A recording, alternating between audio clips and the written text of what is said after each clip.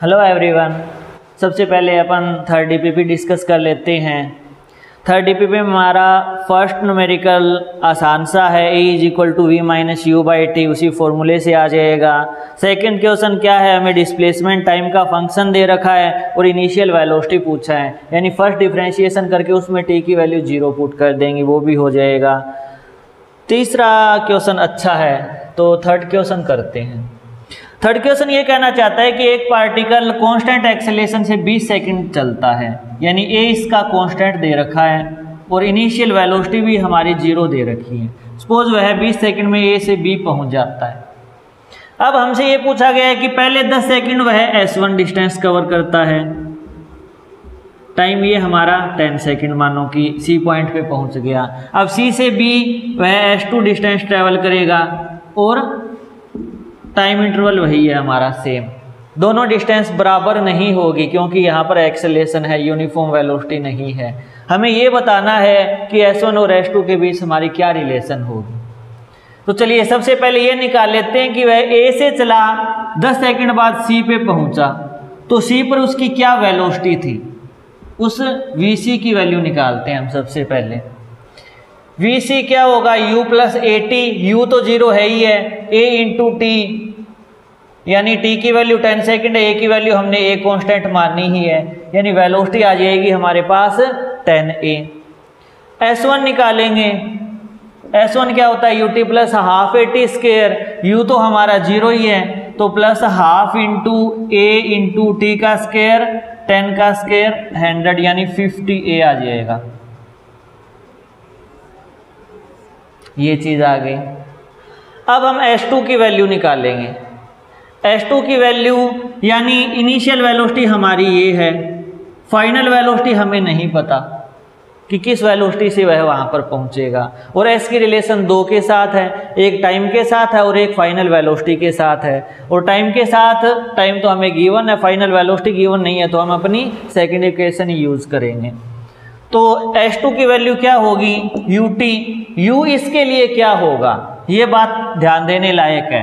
यानी इस पोर्शन के लिए U तो 0 था, लेकिन C से B यानी S2 वाले पोर्शन के लिए इनिशियल वेलोसिटी तो हमारी वेलोसिटी एट C वाली होगी, जो हमने सबसे पहले निकाली है, तो वो वैल्यू पुट करेंगे, यानी UT plus half A T का स्क्वायर 100 का स्क्वायर, यानी 100A और 50A 150A हो जाएगा। ये थर्ड हो जाएगी हमारी इक्वेशन। तो S1 और S2 को देखें, ये 50 है, ये 150 है, तो S2 ये लिख सकते हैं 3S1, तो ये हमारे पास अपना आंसर आ जाएगा। चलिए फोर्थ क्वेश्चन देखते हैं। एक बॉडी स्लाइड कर रही है स्मूथ इंक्लाइंड प्लेन पे, 4 सेकंड वह नीचे आने में लेती है, तो ये बताओ 1/4 डिस्टेंस कवर करने में, यानी टॉप से कवर करने में वह कितना टाइम लगाएगी। सपोज एक इंक्लिनेशन इस टाइप का है, एक ऑब्जेक्ट यहाँ से स्लाइड करके यहाँ आ जाता है, इनिशियली इसकी वेलोसिटी हमें 0 दे रखी है। अब आप इस थ्योरी में मत घुस जाना कि एक्सेलरेशन ड्यू टू ग्रेविटी तो G नीचे था, उसका ये कंपोनेंट्स लेंगे। हम डायरेक्टली मान लेते हैं कि इस डायरेक्शन में उसका एक्सेलरेशन A था, और ये हम डिस्टेंस निकाल लेंगे कि ये डिस्टेंस कितनी होगी, x की वैल्यू कितनी होगी, और फिर हम आगे अपनी कैलकुलेशन करेंगे। बहुत अच्छा क्वेश्चन है, बहुत अच्छा कॉन्सेप्ट है।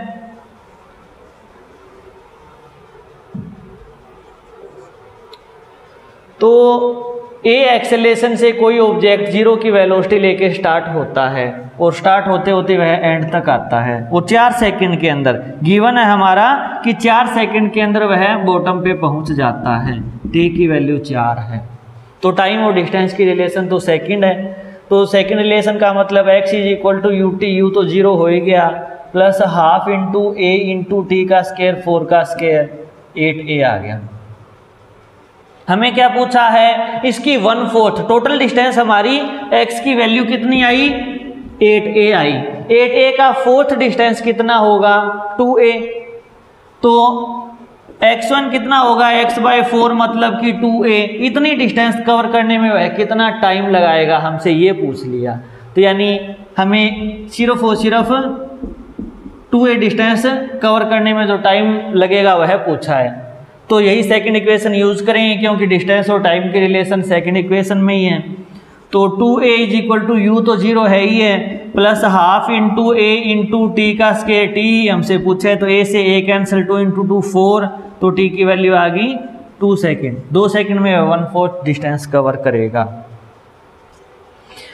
पांचवा क्वेश्चन बहुत आसान है कि एक पार्टिकल की इनिशियल वेलोसिटी दे दी, रिटार्डेशन दे दिया, 5वें सेकंड के अंदर बताने कितनी डिस्टेंस कवर करेगा। तो S5 जो हमने एक फॉर्मूला ड्राइव किया था लास्ट में जाके वो लगा देंगे डायरेक्ट। 6 दे दिया कि एक ट्रेन को रोकने के लिए ब्रेक लगा दिए, वह 80 मीटर दूर जाकर रुकती है। अगर उसकी डबल स्पीड होती और ब्रेक लगाने की रेट वही होती तो उसकी डिस्टेंस कितनी होती। तो आप इसमें सोल्व करके देखोगे तो स्टॉपिंग डिस्टेंस जो हमारी होती है वो u स्क्वायर के डायरेक्टली प्रोपोर्शनल आती है।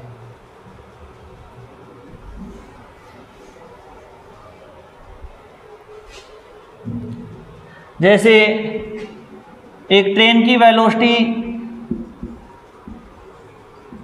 u मान ली हमने, ब्रेक लगाए a रिटार्डेशन से, माइनस ए रिटार्डेशन से क्योंकि नेगेटिव एक्सेलेरेशन, और यहाँ जाकर वह रुक गई। तो थर्ड इक्वेशन यूज करेंगे, 0 का square is equal to u square plus 2 into a into s, हमारा 80 आ गया। तो या फिर एक बार हम अननोन एक्स की फॉर्म में लेके चलते हैं, फॉर्मूला ही ड्राइव हो जाता है, आपको हमेशा के लिए याद रह जाएगी एक बात। तो ये चीज़ इस साइड आएगी तो 2ax is equal to u square, तो x जो आएगी वह you square divided by 2a आएगी। a का मतलब रिटार्डेशन की वैल्यू, क्योंकि हमने पहले ही नेगेटिव वैल्यू पुट कर दी है। अब अगर मैं स्पीड को डबल करूंगा तो स्टॉपिंग डिस्टेंस जो हमारी होगी, कहाँ जाकर ये चीज़ रुकेगी, वो डिस्टेंस हमारी 4 गुना हो जाएगी, क्योंकि u के स्क्वायर के ऊपर डिपेंड करती है। u को अगर मैं ट्रिपल करूंगा तो 9 गुना ज़्यादा डिस्टेंस ट्रैवल करेगा, u को 4 गुना करूंगा तो 16 गुना ज़्यादा डिस्टेंस ट्रैवल करके ट्रेन रुकेगी। तो यहाँ पर इसने u की वैल्यू डबल की है तो 4 गुना ज़्यादा, यानी C इसका आंसर आ जाएगा। 7th हमारा एक फॉर्मूला है ही है जो हमने लास्ट में ड्राइव किया था। 8th क्वेश्चन, थर्ड और फोर्थ सेकंड का रेशियो बताना है। तो रेशियो आप उसी के अंदर 3 वैल्यू पुट कर देना जो 7th का जो फॉर्मूला है ना, और एक बार उसमें 4 पुट कर देना, डिवाइड कर लेना, अपने आप आपका रेशियो आ जाएगा। 9th क्वेश्चन है कि रेस्ट से स्टार्ट करता है, यूनिफॉर्म एक्सेलेरेशन है, तो 5th सेकंड में बताओ। तो 7th के फॉर्मूले में as it is value put करनी है। 10th क्वेश्चन है हमारा कि फाइनाइट कांस्टेंट एक्सेलेरेशन से जा रहा है, वाई डिनोट करता है पोजीशन को, ABC कांस्टेंट है, तो कौन सी रिलेशन हमारी सही होगी। इसमें आप यूनिट चेक करके बताओगे। जैसे आप फर्स्ट बात करो कि y is equal to a by t plus b into t, तो ABC are constant of the motion. तो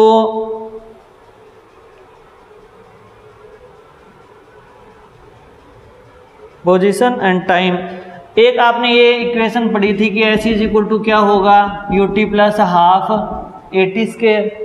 u एक constant value, initial velocity, acceleration भी हमारा एक फाइनाइट कांस्टेंट एक्सेलेरेशन है, तो ये भी एक टाइप का कांस्टेंट आ गया और ये भी एक टाइप का कांस्टेंट आ गया। तो अब ये बताओ, और ये पोजीशन की वैल्यू डिस्प्लेसमेंट की वैल्यू होती है, इससे मैच करके देख लेना चारों में से कौन सा ऑप्शन है। फर्स्ट ऑप्शन है क्या, कांस्टेंट इनटू टाइम है, डिवाइडेड बाय टाइम वाली तो कोई रिलेशन ही नहीं है, तो फर्स्ट नहीं होगा, सेकंड नहीं होगा। थर्ड आपका काफ़ी हद तक मैच कर रहा है कि u की वैल्यू a हो और a/2 की वैल्यू b हो, तो हमारी डिस्प्लेसमेंट की इक्वेशन यहाँ पर बन जाएगी। तो C ऑप्शन हमारा राइट होगा यहाँ पर। 11th जो क्वेश्चन है, 11th क्वेश्चन और थर्ड क्वेश्चन बिल्कुल सेम है, बस बात को घुमा फिरा दिया गया है, स्टेटमेंट को चेंज कर लिया गया है। जैसे उसमें भी S2 is equal to 3S1 आया था, तो इसका भी आंसर C ही आएगा, S2 is equal to 3S1।